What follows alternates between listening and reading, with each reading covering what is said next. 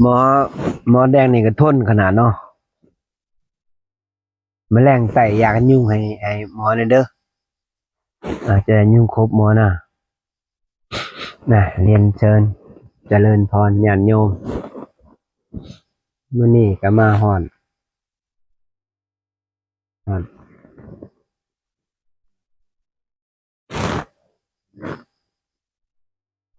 มาฮอดปราสาท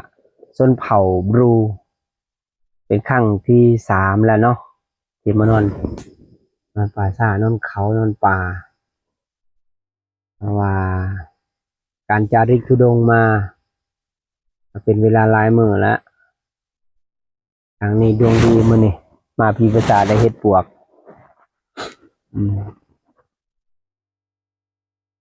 ไปนอนพี่ปราสาทคืนแรกก็เจอรถชนตาย3ศพทางหน้าพี่ปราสาทเขาไปฝังก็เอารถจอกรถจักรให้เฮี้ยนลงหันเฮี้ยนเพราะว่าตัวหน่อยสามเณรเจออย่างกวนเมื่อคืนแล้วก็ครูบาใสฟันว่ามันดึงบ่ฮะฟันว่าดึงบ่อ่าดึงมันหยอกเล่นเนาะมันจะได้ส่วนบุญเนาะก็แผ่ให้มันเด้อคืนแรกคืนที่2ก็คนผูกคอตายอยู่ในปราสาทชนเผ่านี่แต่ว่าพี่ภาษาแรกมีญาติโยมมาใส่บาตรหลายเลยเขาบ่เคยใส่บาตรญาติโยมมาชนเผ่าแต่ว่ามื้อนั้นอุตส่าห์โอ้มามากมายหลายหน้าหลายตาก็ขออนุโมทนากับญาติโยมเพิ่นครูบาก็เลยอัดเต็มที่ใส่ให้เข้าใจเพราะว่าชนเผ่าเราเทิงเฮานี่มืดมนคนตะการครูบาออกมาจากปราสาทครูบาสังเวชนักเพราะว่าเขาขางัวขาควาย10-20โตนี่เขาบอกให้ฟังแต่ละปีนี่อาจารย์มันบอกให้ฟังแล้วก็เอายังไปแขวนไว้ในกระท่อมในตูบไปจำไปบ้าไปสังเขาเอิ้นว่าขาสัตว์บะผี10-20โตนี่ก็สร้างกรรมบ่หยุดบ่หย่อนแล้วก็ไปบะให้มันเศร้าบาปเศร้ากรรมมันบ่ได้หรอกนี่แหละชนเผ่าละเทิงเป็นยังเหตุผลครูบาจงหมักเขาพีภาษาหมักไปเขตชนเผ่าละเทิงเพื่อที่จะไปอย่างจาริกลงไปแสวงหาโมกขธรรมเพื่ออย่างจาริกเพื่อให้เขาเห็นแล้วก็ประเทศธรรมะให้เขาได้ยินได้ฟังให้เขาเข้าใจว่านี่บาปบุญคุณโทษแล้วก็มาพึกตนแล้วก็พึกคนอื่นเพื่อหยังเพื่อบ่ให้ประมาทเพื่อให้เห็นจิตเห็นใจให้เห็นความเกิดดับในพีภาษานี้ฝึกจิตวิญญาณให้มันเข้มแข็งให้มันชนะความหย่านตายให้มันชนะความหย่านผีถ้าเกิดว่าเฮาพ่อเอาทำคำสอนแล้ว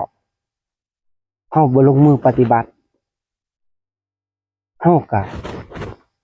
สิบ่เห็นสัจจะความจริงฮู้ซื่อๆแต่บ่ได้ประสบการณ์นี่แหละเฮาก็ลงมือปฏิบัติ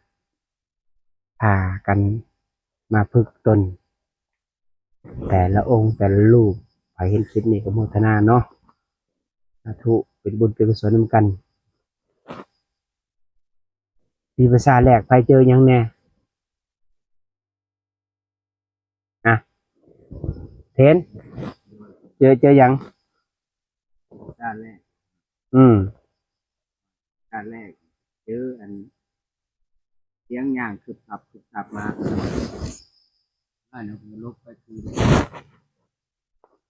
ไปเป็นของงานว่าคำแดงเด้ เอาไปสายลงไหม ลง หัวเทนว่าจะว่าต่อ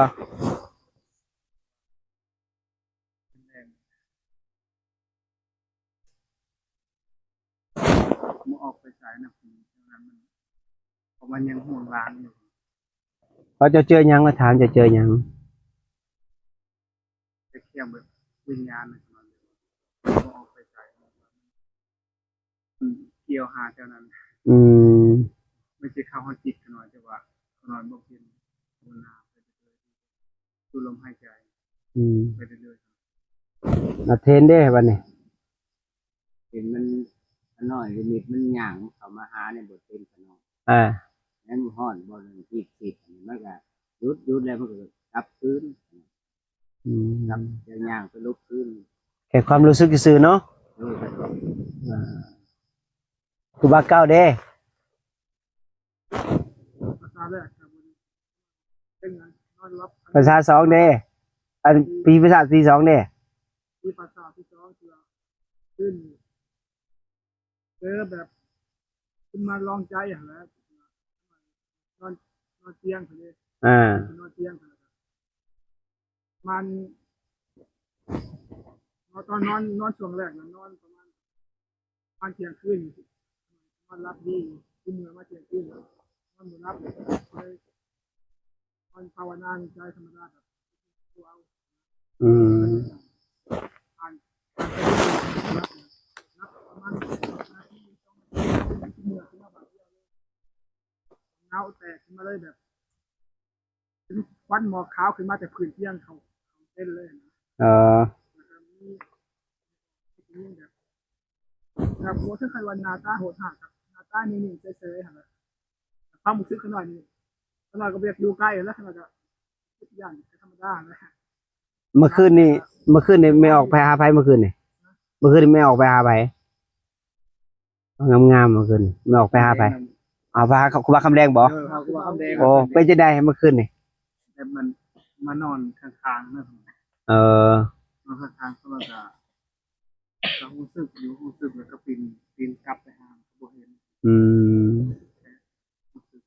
รู้สึกเนาะพี่วิซ่าตัวแรกหันมันเฮียนรถตามตาย3 ศพ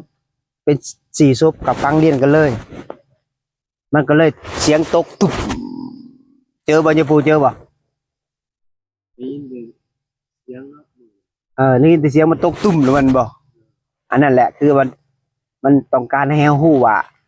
ขน้อยต้องการส่วนบุญขน้อยอยากไปเกิดอันนะมันเลยเฮ็ดให้เฮาฮู้เพราะว่ามันบ่มีเสียงเด้มันต้องการสัมผัสให้เฮาฮู้ว่าจะบ่บางคนเนี่ยมันย่างผ่านคนเมืองนาวแตกถ้าคนมีเขาเอิ้นว่ามีเส้นน่ะ จะเข้าใจมันจะรู้สึกว่าโอ้พี่เป็ดมาละบางครั้งจะเป็นกลิ่นเหม็นๆนี่สิมันจะเหม็นสาบเพราะว่า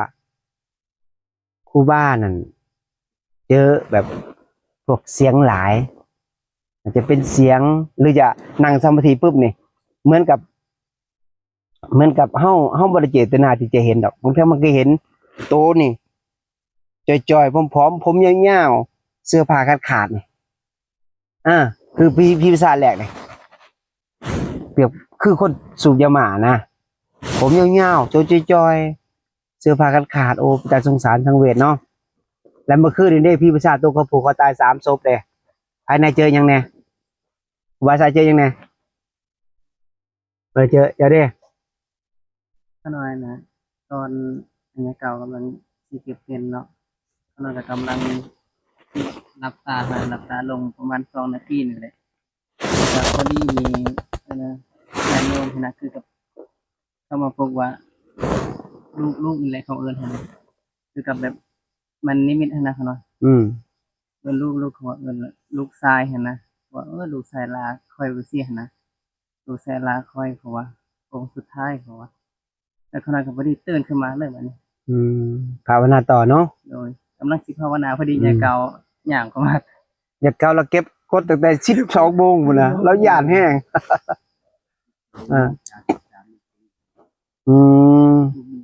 อันนี้เฮาเว้าตามสื่อเด้อเค เฮาอาจจะเคยเป็นพ่อเป็นลูกเป็นแม่เป็นพี่น้องกันหลายภพหลายชาติยินบ่เฮาถึงมาวนเวียนแถวนี้นะ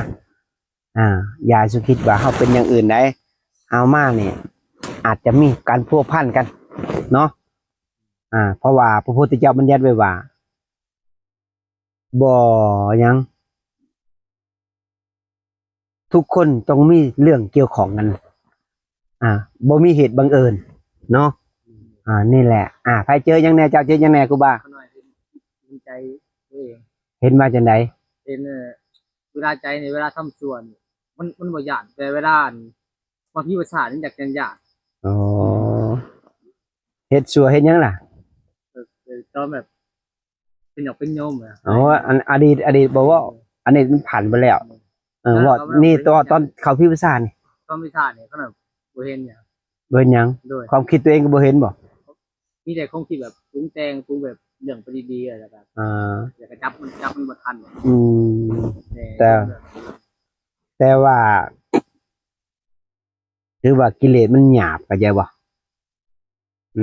มันบ่ย่านเข้าใจบ่มันซื่อๆอยู่มันมึนเสยเกิดว่าเตยเมื่อยถือว่าเฮาพึกยังบ่ได้เข้าไปฮอดจุดที่ว่าจะเห็นความเกิดดับเข้าใจบ่ถือว่าเฮาเสียโอกาสได้ต้องพยายามเฮ็ดให้มันเห็นความเกิดดับเวลามันโผล่มาเนี่ยปุ๊บเวลามันปรุงแต่งให้มีความรู้สึกว่ามันคิดว่ามันปรุงแต่งเห็นมันแล้วก็มันหายไปเห็นมันก็หายไปเห็นความเกิดดับเข้าใจบ่ในพิภาษานี่อย่าปูเด้เจอยังบ่เมื่อคืนนี่ ว่าแล้วมันเงียบทิศอยู่บ่ได้รู้สึกเลย โอ้ยังซึ้งเลยเนี่ยเมื่อคืนนี่ครูบาให้เขาไปนอนมงก็ฝังคนแล้วก็มงสังกะสีบ่ได้เข้าไปบ่ เอาเสือนอนก็นอนคือแบบมันสิมาดึงเอานำก็เงียบทิศเฉย เฉยเนาะมันบ่ดึงดอกเพราะว่ามันบ่มีมือ เมื่อคืนนี่ครูบาก็มีคนมาในลิมิตบักหลายๆนึงได้ในความฝันเนาะว่าครูบาก็อยากให้เขาสู้สิมาเอาหยังหนีน่ะเต็มเลยฝรั่งก็มีจักมาทางใดแล้วก็มี3แม่ลูกอะไรหยังเนี่ยหลายคนมีแต่ผู้ชายอยู่หั่นน่ะนะในความฝันดอกเด้ออย่าเสือเนาะเพราะว่านี่เป็นลิมิตแต่ว่าการฝึกจิตฝึกใจในพิภาษานี่ถ้าผู้ใดเห็นความเกิดดับเห็นว่ามันหยาดเห็นขาสั่นรู้สึกขาสั่นหัวใจเต้นคนหัวลุกฟ้องขาอ่อนโยให้เฮามีความรู้สึกว่ามันหยาดผีและให้ถามกลับว่าผีอยู่ไสเมื่อถามกลับมันจี้แบบเฮาจี้นักโทษนะเอาบ่ต้องไปละจี้มันผีอยู่ไสมีตัวตนบ่ถ้าสิมีกับพี่มีพี่เปรตแต่พี่เปรตน่ะ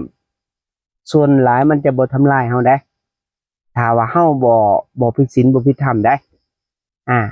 มันมีแต่จะขอส่วนบุญมันสิมาแบบสัมผัสได้เสียงหยางคือผู้เจ้าสัมผัสได้ที่พิภาษานะแม่นบ่เสียงหยางตึบตึบตึบตึบบางทีก็ตกลงมาตะกุกใหญ่ตุ๊บให้เฮาได้ยินให้เฮารู้สึกบางทีมีกกตาลมันจะโยนกกหมากตาลลงมาใส่ให้เฮามีความรู้สึกว่าขอหน่อยต้องการส่วนบุญอันนี้คือพี่เปรตเฮาต้องแผ่เมตตาถ้าเขาพี่น้องเขาได้ใส่บาตรให้เฮาเห็นบอกเมื่อเช้านี่เฮาออกจากพิภาษาส่วนหน่อยเขาบ่เคยใส่บาตรเขายังใส่บาตรเห็นบ่ย้อนยังย้อนว่าเขาแตกตื่นเด้เนาะแตกตื่นว่ามีพระมาครั้งแรกในชีวิตเขาใส่บาตรกับภูมิใจนำเขาได้แม่นบ่นี่แหละประโยชน์ของเฮาหยังจาริกธุดงค์นี่เพื่อยังเพื่อต้องการให้เขาเข้าใจเรื่องบุญบาปบุญคุณโทษเอาพระธรรมคำสอนไปสู่จิตสู่ใจญาติโยมมันเกิดประโยชน์ ที่เฮาได้จาริกทุดงค์ย่างด้วยสำรวมย่างนิ่งๆภาวนาไปเทวดาก็โมทนาสาธุเวลาเขาเห็นโอ้ยพระ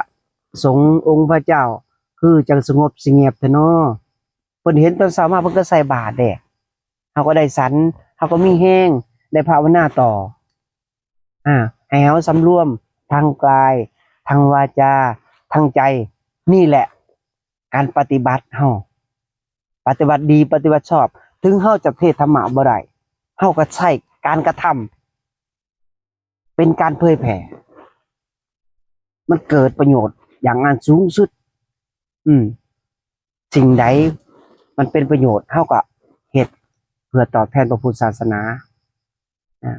ฝึกจิตฝึกใจในพิภาษาให้เกิดประโยชน์ให้เห็นความเกิดดับอยู่บ่ต้องอยู่น้ำหมู่ยามกลางคืนมันเก็บโทรศัพท์ไว้แต่ไปอยู่ผู้เดียวอยู่มงก็ฟังไตหุงบ่อยู่มงจุดซบบ่ให้คุยกันอยู่คนละหม่องแล้วพิจารณานอนก็นอน11 โมง 12 โมงค่อยนอนการภาวนาเนี่ยนะอย่าให้มันนอนหลาย 2-3 ชั่วโมงพอคันได้ 2-3 ชั่วโมงนะเวลาเขานั่งสมาธินะสั้นก็สั้นหน่อยๆบ่ต้องสั้นหลายเขาจะบ่ง่วงในเวลาเขาหยังเขาใส่ความสัมผัสความรู้สึกโตอันยังเข้ามาทางหูทางตาทางลิ้นทางกายทางใจทางกายนี่คือความสัมผัสให้ความรู้สึกทางหูนี่คือเสียงเข้ามาพอใจหรือบ่พอใจเสียงให้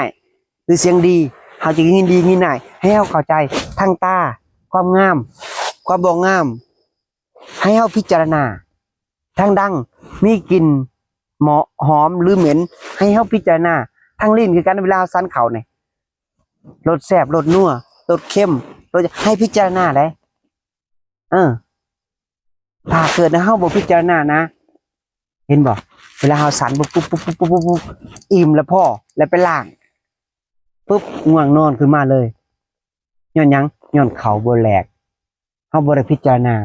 ลงสีในท้องใส่พุงมันบดปอดทำงานหนักเมื่อทำงานหนักมันเพลีย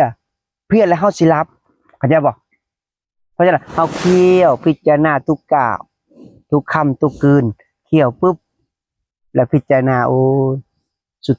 ทุกสิ่งทุกอย่างย่อม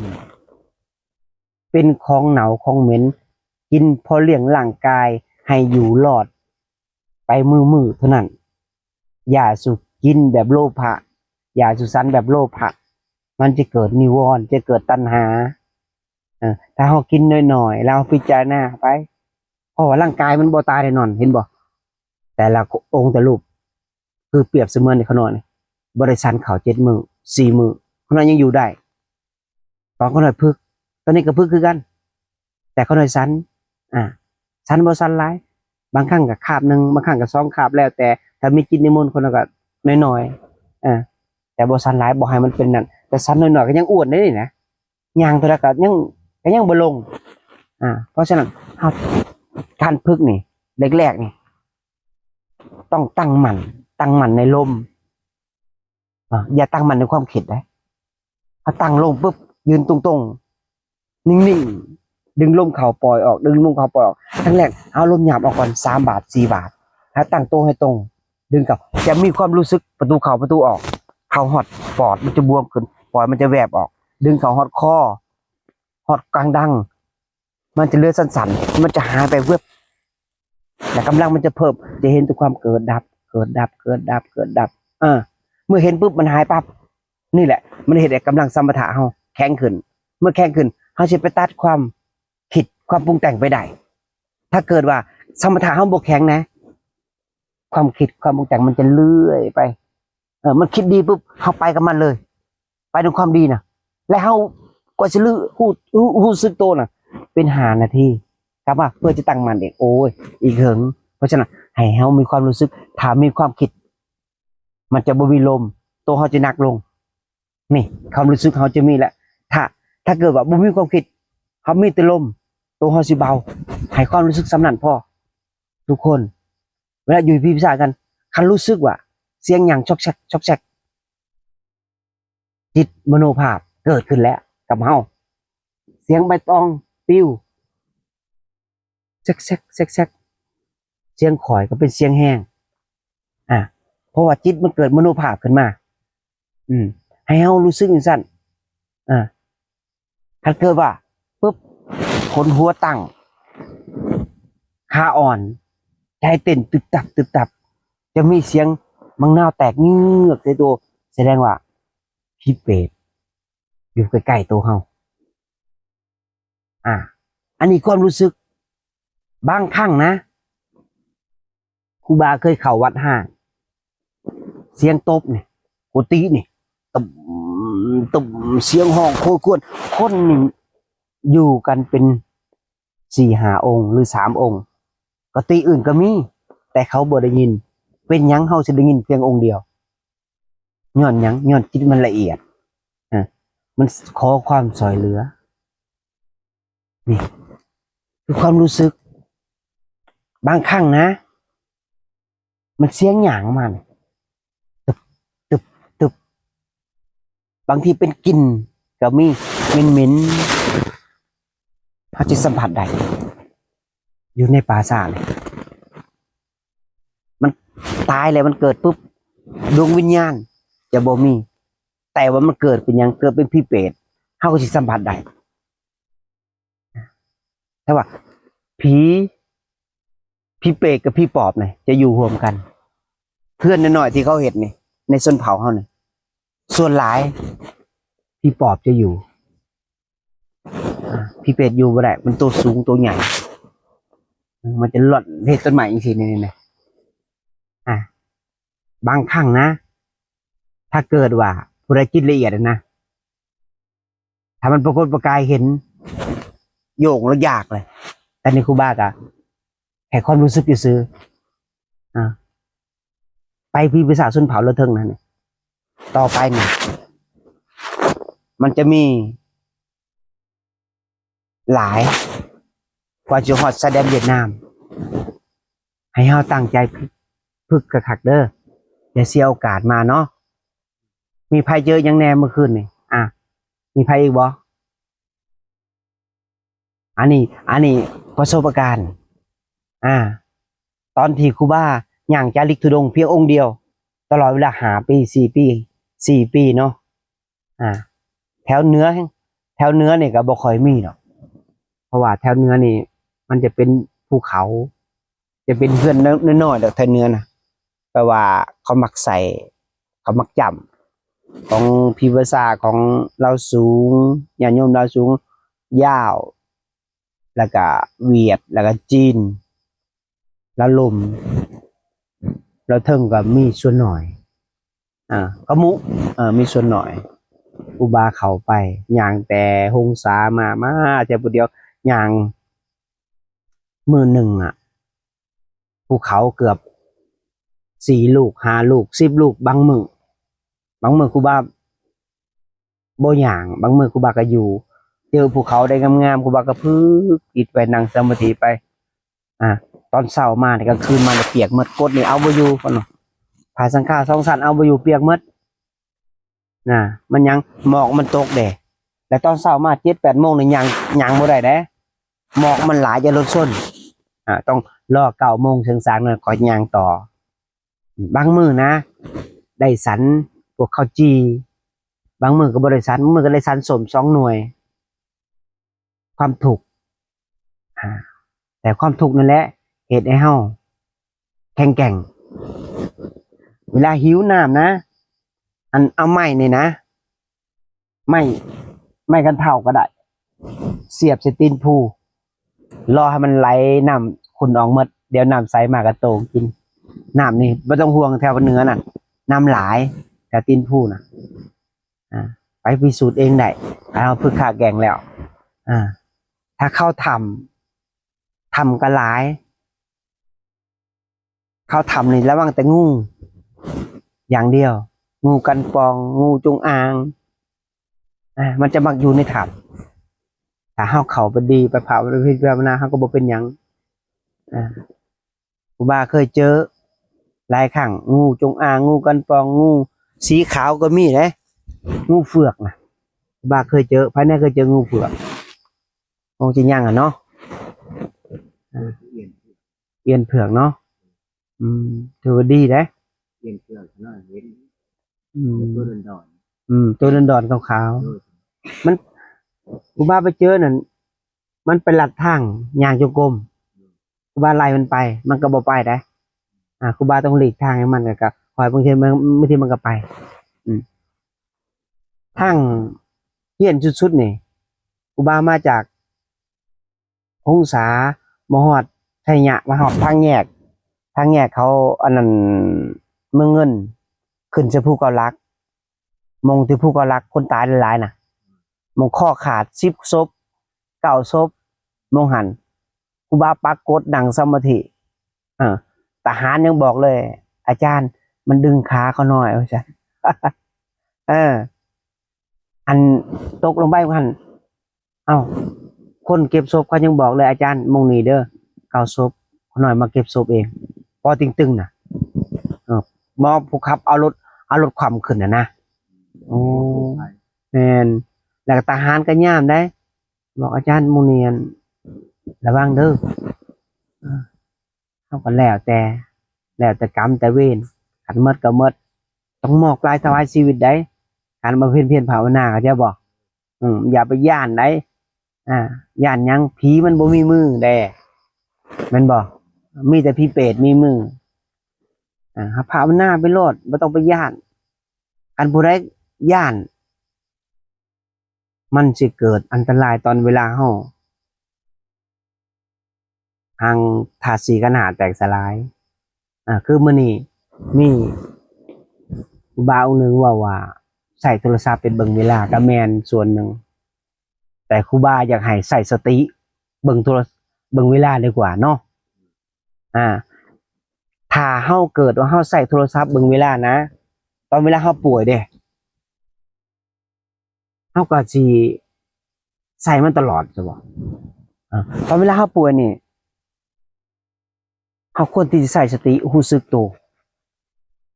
คันเฮาใส่สติรู้สึกตัวนะเวลาเฮานอนอยู่ในพิภาษาเนี่ยคันเฮามีสตินะอันยังเกิดขึ้นเฮาก็ฮู้เวลาเฮาไหว้พระเฮาก็ฮู้เวลาเฮานั่งสมาธิเฮาก็ฮู้มันจะตื่นออกมาเองมันจะออกเองเขาจะคลายออกมาปุ๊บอาจจะไปเบิ่งเวลาเป๊ะๆเลยนี่คือสติแม้กระทั่งความฝันยังเขาก็ยังมีสติคันเขาฝึกสติได้ดีได้เขาตั้งมั่นได้ตั้งมั่นให้สมาธิมันแข็งแกร่งมันเริ่มมันแข็งแล้วเขาก็สบายต้องฝึกตอนแรกนี่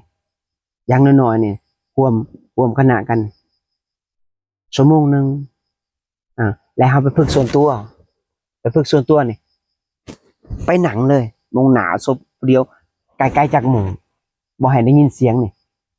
ไปหนังฝึกจิตเลยนี่เพื่อนนี่เขามีศาสตร์มีหมอนเขาเอามาหนังได้เลยสบายเลยฟรีสไตล์เลยหนังฝึกจิตเบิ่งจิตตัวเองคันเฮาย่านนะเขาไม่ต้องนั่งสมาธิ